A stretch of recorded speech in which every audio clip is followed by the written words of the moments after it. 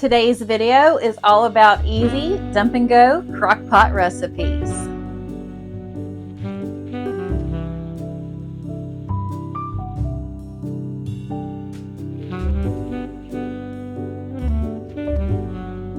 Hey y'all, I'm Sammy and welcome to my kitchen. Today I'm going to be sharing my top 5 dump and go crock pot recipes that are perfect for this time of year. So sit back and relax, grab you some sweet tea, and let me do all the cooking. Come on y'all, let's go. So let's start out this video with some cheesy chicken, broccoli, and rice. This is an absolute favorite of ours, as are all of these recipes, but this one is definitely a crowd pleaser. So I cubed up 3 to 4 large chicken breasts, and I just seasoned it up with some Kinder's buttery garlic and herb and caramelized onion butter, along with 1 packet of the dry ranch mix. Gave that a good stir, and now we're going to add in a chicken and broccoli and a cheddar and broccoli by the Knorr rice sides. So you just dump both of those right over top of that chicken and ranch. Then you're going to add in 1 can of cream of chicken and 1 can of cream of mushroom, along with 1 medium diced up onion. And then instead of using the water like the recipe called for, I like to use 2 cans of chicken stock right on into those soup cans. Dump both of those right on in there and give that a good old mix through, and just to make sure that everything is well combined. Once you have that in there, you'll just pop the lid on this crock pot and cook it on high for 2 hours. Once that 2 hours is up, you will go ahead and add in 1.5 cups of shredded cheddar cheese and 2 cups of chopped up broccoli. Now I used the frozen kind and just chopped it up a little bit. Give all of that a good stir together just to make sure everything is well combined and that broccoli and cheese is mixed through everything. And then I'm going to use some garlic and herb cheese and some sharp cheddar right over the top. You need about 2 cups. Pop the lid back on that and then just let that cook on low for about another 35 minutes. That way that broccoli will get heated through and cooked up, and that cheese is all nice and melty. Now, would you just look at this deliciousness right here? It is amazing, y'all. And I just served it with some more cheese and some parsley right on top. But this one is definitely a winner chicken dinner. Hey, if you're liking the video so far, how about hitting that subscribe button and becoming part of my YouTube family? I would love to have you. Now, moving right along, we're going to make an easy beef stroganoff. I have always loved beef stroganoff, and this one is so easy to throw together. We're going to start out by spraying a 7-quart crock pot and then dumping 1 medium diced up onion in there, along with some chuck steaks that I sliced up thinly, and then 2 small cans of mushrooms. That's totally optional. 2 tablespoons of Worcestershire sauce and about 2 tablespoons of minced garlic go right on in top of that. Then we're going to season it up with some caramelized onion butter by Kinder's, along with some buttery garlic and herb. I love their seasonings, and some Birria Complete, or you could use any other complete seasoning. Give that a good stir together right in your crock pot. No needing and dirtying up another dish. Then we're going to add in 1 can of cream of mushroom and 1 can of cream of mushroom with herbs and garlic. Then you'll stir all of that together and just kind of smooth that soup out on top. Then we're going to add in 1/2 cup of beef broth right to the top of it. Now you'll pop the lid on that and let it cook on low for about 8 to 10 hours. Once that is cooked through, you'll get your little meat masher right here and just kind of break up those pieces of beef in there. And then once you have that pretty well mixed together, you're going to add in 8 ounces of sour cream. I just have the small container here. Now you'll get that stirred through to where it's nice and creamy. I served mine over some egg noodles with some parsley and some sweet peas. It's the perfect combination. It was so good and definitely belly filling for sure. Definitely give this one a try, y'all. Now, moving right along, we're going to try some Birria Tacos. I know I probably didn't say that right, but that is how I pronounce it. I'm a Southern West Virginian Mississippi gal. Into a sprayed 7-quart crock pot, we're going to start off with this jarred birria sauce, and I poured probably about a half a cup of that in there, laid our chuck roast right on top, and then poured the rest of that sauce right on top of it. You can't get much simpler than this. Pop that lid on it and let it cook on low for 10 hours. Then you are left with a house that smells heavenly. Let me tell you something. Now, this does have a little bit of a kick to it, so if you don't like a little bit of spice, you might not want to try this one.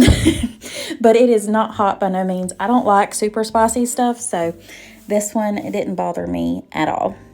Now you can see that I have all that beef nice and shredded, and it shreds amazingly. I'm just going to use some flour tortillas, some Oaxaca cheese, a lime, some fresh cilantro, and some sour cream. I know I probably didn't say that cheese name right either, but it's like a Mexican mozzarella. My stove has a middle grate that is a griddle, so we just pop those corn tortillas or flour tortillas right on over there and some of that birria sauce, and then we put some of the meat, the cheese, onions, and cilantro right on top, and y'all can see how crispy and beautiful these taco shells turned out. They are amazingly crispy, and then you got the warmth and the spice, and then you can dip it into that birria sauce, or you can dip it in sour cream like I have here, and I just served that up with some yellow rice on the side, and y'all, this is so good. If you can find that, I found mine at Kroger's, so if you have a Kroger's, see if they've got that sauce and give these a try, y'all. You won't regret it, I promise. Look at that cheese pull. So good. Now, we're moving right along into chicken tater tot casserole, right into the crock pot, y'all. This one was amazing. It is a must try. Winner, chicken dinner for sure. Into a 7-quart sprayed crock pot. Wouldn't do very well with a 7-ounce crock pot, would you? I dumped half of a bag of tater tots right in the bottom. We're going to put about a half a cup of bacon bits on top of those, along with about a half a cup of shredded cheddar cheese. Now we're going to take 2 large chicken breasts that I have diced up, or chopped up, I should say, into just chunks. We'll season that with some black garlic, the Kinder's buttery garlic and herb, and the buttery poultry blend.